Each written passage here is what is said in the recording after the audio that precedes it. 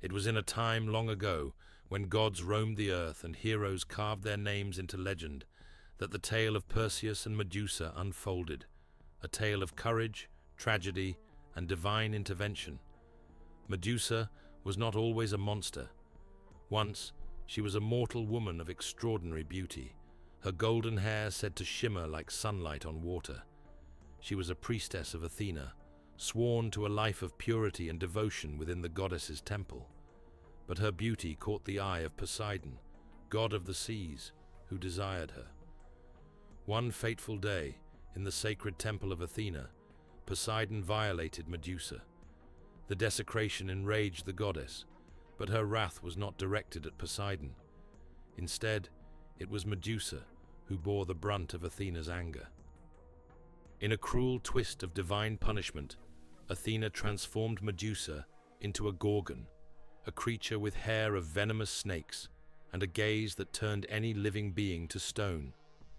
From that day forward, Medusa became a symbol of terror, banished to live in isolation on a desolate island, her once beautiful features now a curse. Years passed, and the legend of the Gorgons spread across the lands. It was then that Perseus entered the story. The young son of Danae and Zeus, Perseus was destined for greatness, though his life was far from easy. King Polydectes of Seriphos, who lusted after Danae, sought to rid himself of Perseus. In a cunning ploy, he demanded that the young hero bring him the head of Medusa as a wedding gift, knowing the task was nearly impossible. But Perseus was no ordinary man. He was favored by the gods. Athena and Hermes came to his aid, equipping him with divine gifts: a polished shield that shone like a mirror, a sickle-like sword, winged sandals to soar through the skies, and the cap of Hades, which granted invisibility. With these tools and the guidance of the gods, Perseus set out on his perilous journey.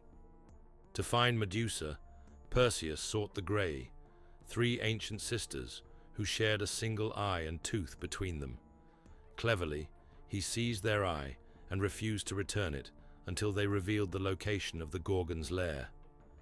With their reluctant guidance, Perseus arrived at the dreadful island where Medusa and her sisters dwelled.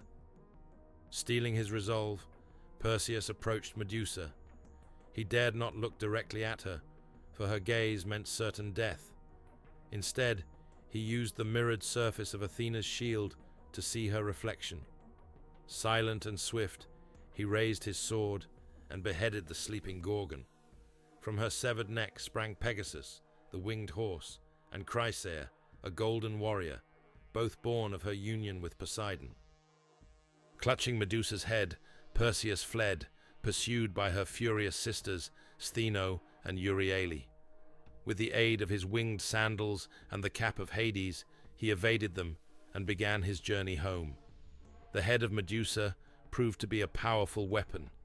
Along his way, Perseus used it to save Andromeda, a princess chained to a rock as a sacrifice to a sea monster. He turned the beast to stone and claimed Andromeda as his bride. Finally, Perseus returned to Seriphos. Using Medusa's head, he turned King Polydectes and his men to stone, freeing his mother from the tyrant's grasp. With his quest complete, Perseus gifted Medusa's head to Athena, who placed it on her shield, the Aegis, where it would forever serve as a symbol of protection and terror. And thus, the tale of Medusa and Perseus came to its end, a story of divine injustice, heroic bravery, and the inescapable hand of fate.